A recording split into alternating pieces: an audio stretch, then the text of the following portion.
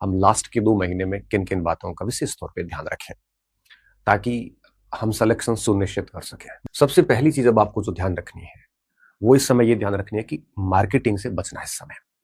कि जो social media platforms से बहुत सारे टेलीग्राम चैनल है, बहुत सारे यूट्यूब चैनल है, बहुत सारे इंस्टाग्राम के चैनल होंगे, व्हाट्सएप के चैनल होंगे, बहुत सारे ग्रुप बने हुए होंगे, ये आपको डिस्ट्रैक्ट करेंगे। तय बात है, ये परीक्षा का टाइम है और ऐसे समय अगर आप इस प्रकार की विभिन्न बहसें चलती रहती हैं तो कहीं ना कहीं ये चीजें हमारे को डिस्ट्रैक्ट करती हैं। तो कृपया करके ऐसे सभी चैनल को आप आज ही हटा दें। क्यों? क्योंकि देखो लोग निठल्ले खूब बैठे हैं जिनके पास में कोई काम नहीं है। कई चयनित लोग हैं तो उन्होंने ग्रुप बना रखे हैं, उनको यही काम करना है। तो जो संघर्षशील साथी हैं, जिन्हें हम सामान्यतः बेरोजगार साथी बोल देते हैं, इनको ऐसे सभी ग्रुप सेलेक्ट करके आज ही वो लीव कर लेने चाहिए।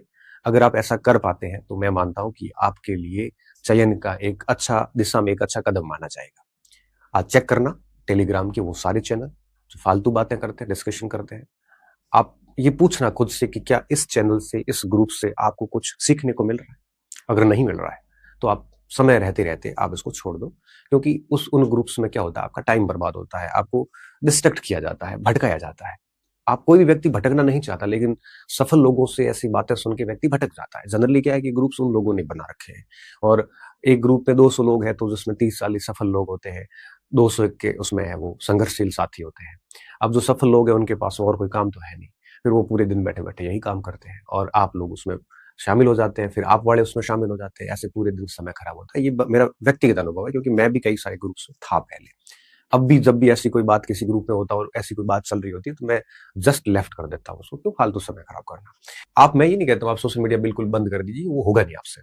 अगर होता है तो और भी अच्छी बात है, फिर भी नहीं होता है तो कम से कम उसमें वही चीजें रखिए जो आपके सामने भी कोई अगर आए तो वो ढंग की बात आए, जो आपको मोटिवेट कर सके, जो आपको प्रमोट कर सके, जो आपको प्रोत्साहित कर सके, न कि आपको हतोत्साहित करे या न कि आपका ध्यान भटकाए। अब मैं विश्वास के साथ कह सकता हूं अगर आप ये सब इतना एक काम कर लेते हैं ना तो 2 से 3 घंटे डेली आपके बढ़ जाएंगे, क्योंकि 2-3 घंटे आप इनके इसमें जाते ही जाते हैं। दूसरी बात आपको इस समय क्या करनी है, दोनों पेपर को संतुलित टाइम देना है। संतुलित टाइम देने का क्या मतलब है, कई बार क्या करते हैं हम केवल कोई केवल फर्स्ट पेपर को देता है, कोई केवल सेकंड पेपर को देता है।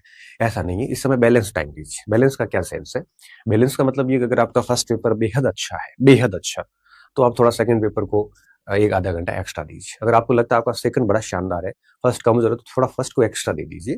लेकिन दोनों पेपर को आपको समय देना है। और आपको लगता है कि दोनों एक जैसे ही है तो दोनों को बराबर टाइम दे दो। जैसे मान लो आप 8-10 घंटे पढ़ते हैं तो एक स्लॉट आप जैसे फर्स्ट पेपर मॉर्निंग में रख लिया तो एक स्लॉट मॉर्निंग में ले लो, एक स्लॉट इवनिंग का आप सेकंड पेपर को दे दो और बीच में प्रैक्टिस वगैरह चलते रहने दो। तीसरी कॉमन बात आपको क्या ध्यान रखनी है इस समय आपको ध्यान रखनी है रिवीजन और practice. More and more revision और मोर एंड मोर प्रैक्टिस। आप जितना अधिक इस समय रिवीजन करोगे, प्रैक्टिस करोगे, उतना ही आपको आपका स्कोर बढ़ेगा। अगर आपने सिलेबस पूरे कर लिए हैं तो आप 1-2 बार रिवीजन कर लो इन 2 महीनों में। डेली रूटीन में आप 2 से 3 घंटे प्रैक्टिस को दे दो, रूटीन बना लो आप। और ये प्रैक्टिस आप PYQs वगैरह से किसी से भी कर सकते हैं और जनरली PYQ से प्रैक्टिस सबसे अच्छी प्रैक्टिस मानी जाती है ना। इस समय कुछ भी नया सामग्री आपको मार्केट में नहीं लानी है। 2 महीने रहे हैं तो आप कुछ पढ़ भी नहीं पाएंगे। जो भी सामग्री आपके पास है, और मैं तो ये मानता हूं कि नई सामग्री लाने का जो सही समय होता है वो परीक्षा से 1-1.5 साल पहले होता है। उस समय आप लाके उसको 2-3 बार पढ़ सकते हो, क्योंकि जब तक किसी सामग्री को हम 3-4 बार नहीं पढ़ते तब तक वो इतना अच्छा फ्रूट नहीं दे पाती।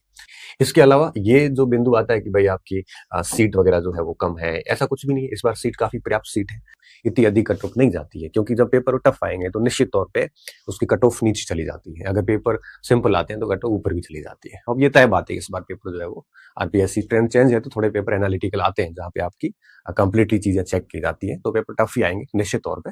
कि परिणाम क्या होगा ये नियति ने तय कर रखा है, निश्चित तौर पे पता है कि क्या होने वाला, ये डेस्टिनी ने फिक्स कर रखा है। आप यहाँ पे केवल और केवल अपना बेस्ट दे सकते हैं। आप बस सिर्फ बेस्ट दीजिए। आप अपनी एनर्जी का, आप अपने समय का 100% उपयोग कीजिए।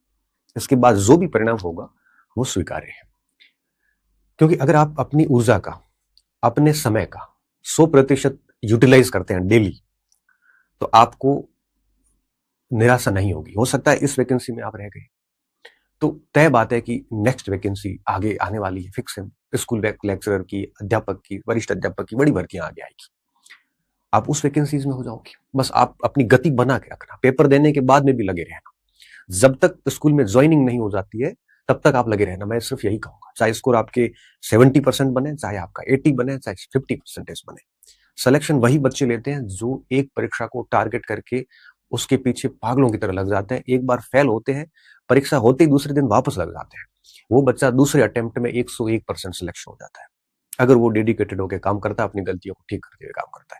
लोग भटकाने वालों की संख्या इस समय 100 में से 90 से अधिक परसेंट ऐसे लोग हैं। हालांकि मैंने कोई सर्वे नहीं किया है, जो चीजें मेरे सामने आती है मैं समझ जाता हूँ कि भटकाने वालों की संख्या बहुत अधिक है।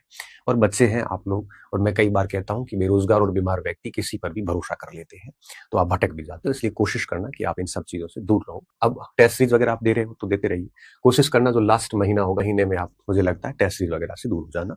लास्ट महीना सिर्फ और सिर्फ सेल्फ स्टडी करना, किसी भी जगह पे मत जाओ। लास्ट महीना केवल और केवल सेल्फ स्टडी, कोई टेस्ट सीरीज नहीं, कोई दूसरा नहीं। घर पे बैठ के पूरा दिन पढ़ाई करिए।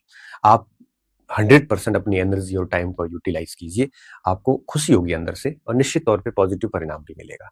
इस समय आप जिस जगह पे रह के पढ़ रहे हैं वो आप उसी जगह पे रहिए।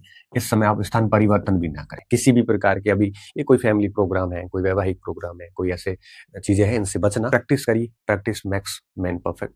जितनी प्रैक्टिस करोगे इस समय उतना आपका स्कोर शीट अच्छा होगा निश्चित तौर पे। बस आप अपना बेस्ट कीजिए, जो भी आपके पास में कंटेंट है उस पर भरोसा कीजिए, और उसको कोशिश करना कि उसको आप ठीक तरीके से पढ़ लो। लास्ट रात तक आते आते एग्जॉस्ट हो जाते हैं कि अब मेरे में कुछ भी नहीं एनर्जी बची है, उस समय सो जाइए। इतनी हद तक जाके अगर आप 2 महीने मेहनत करोगे तो मैं विश्वास के साथ कह सकता हूं, और फिर आप परीक्षा हॉल में जाके थोड़ी समझदारियां दिखाओगे, तो मैं विश्वास के साथ कह सकता हूं कि इसी भर्ती में एक सीट मुकम्मल हो जाएगी।